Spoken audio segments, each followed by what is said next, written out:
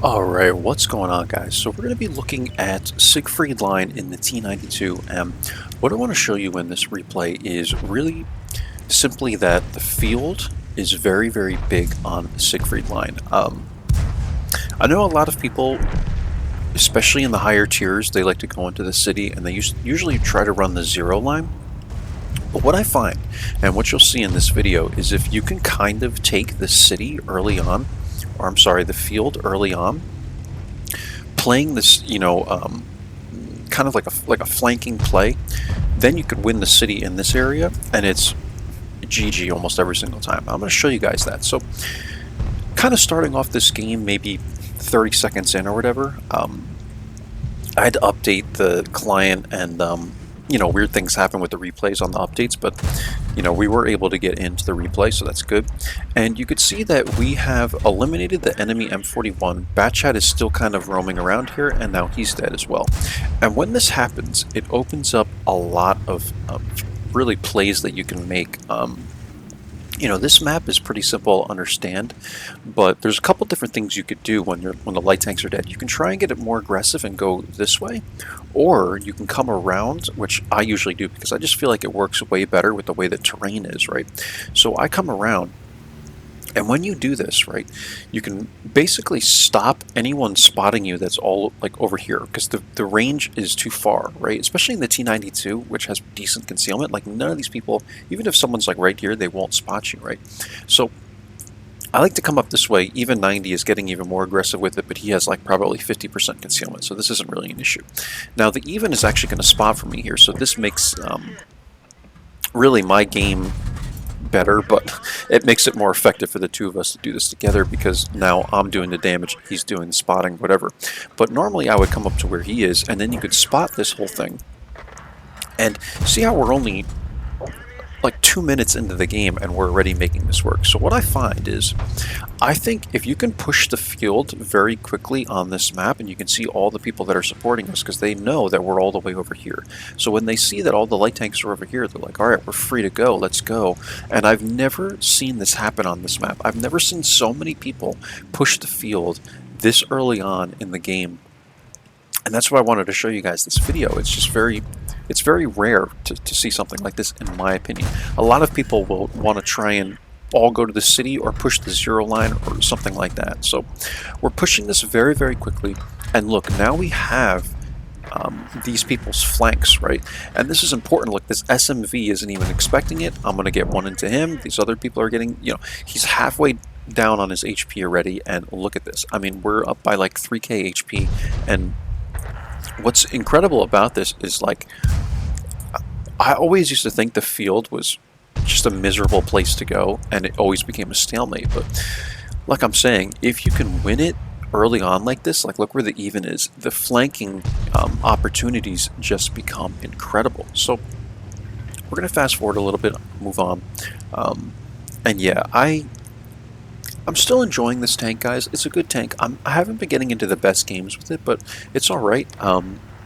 If you are looking at getting more of a passive scout light tank, I would recommend this vehicle to you. I would say get it, and the gun is a lot better than the even 90. So if you're looking for something that's not purely just for scouting, and you actually want to do a little bit of damage and have some accuracy and stuff, then I would recommend that you get the T92 over the even 90. But I think the even 90 is still my go-to passive scout for getting coin and stuff. I've been playing the LT432 a lot more, but that's because I have 2,200 battles on the even 90, right? So as you can see, once you make this work in this way, guys, see how all these guys are behind me now? I came up and tried to get a little more aggressive, because I'm like, even has done enough. Let me come up and try and get some spotting now. So I come up, create a giant bush for myself right here with the trees, and look at all this damage we're doing on these guys. Now we have their backside, and if you do this early on before they push into the city, then you can easily make it work. And that's all I'm showing you in this video. It's a pretty quick video. We end up capping out, guys. I do 1,600 damage, 816 spotting visible, and that's it. There's really nothing more to show you here.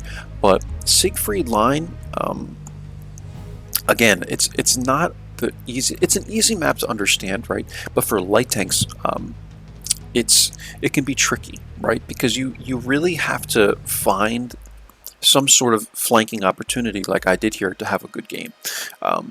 Otherwise, you end up in the city trying to do all this weird maneuvering stuff, and it's difficult, right? Like, really, the kind of tanks that are more designed for that, in my opinion, that I have are like the LT432, the T54 lightweight, where you can actually like have a tiny bit of turret armor and stuff, but the DPM is good, and you can, you know, smack people and be able to work with your teammates. But in tanks like the T92, even 90, they're not made for this kind of thing.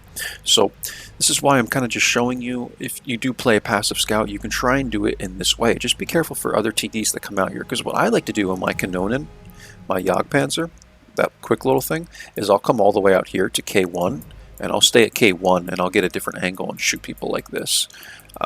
I've tried doing it the other way, like from our spawn, the A1, but you don't have as good of an angle because there's more of a dip over here than there is in this area, and you also have like a tree and a bush over here, whereas over here you do, but it's in the ditch, so you have to come up, right? And it becomes irrelevant that there's any kind of foliage over there because you can't use it to get the right shots.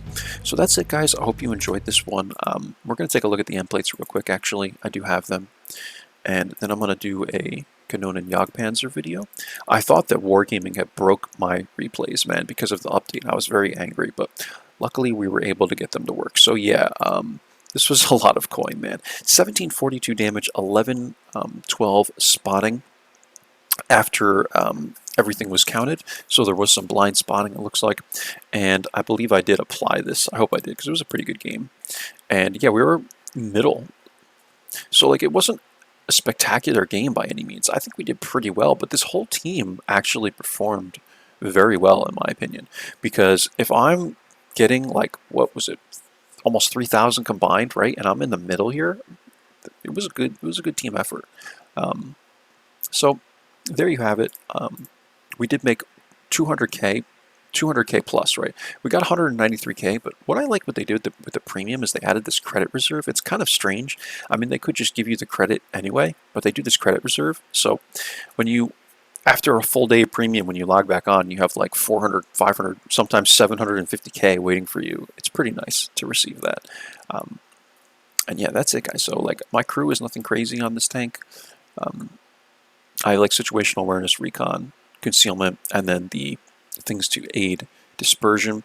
And yeah, I mean, this tank is decent in terms of DPM and stuff. I feel like for the premiums, they kind of have to do that. They have to give you something special, right? Otherwise, no one's going to buy the premiums. And in case you didn't see my last videos, if you're new here, please subscribe, by the way. I do a lot of light tank stuff, but this is how I have this vehicle set up. I do CVS in the scouting slot, optics, low noise exhaust, optical calibration, and then I have the rations. So that's it, guys. 59% win rate, 1,077 damage over 22 battles. We're doing well. And again, I do recommend this vehicle if you're looking for a passive scout at tier 8. I'll catch you guys for the next one. Thanks for watching. Take care. Bye-bye.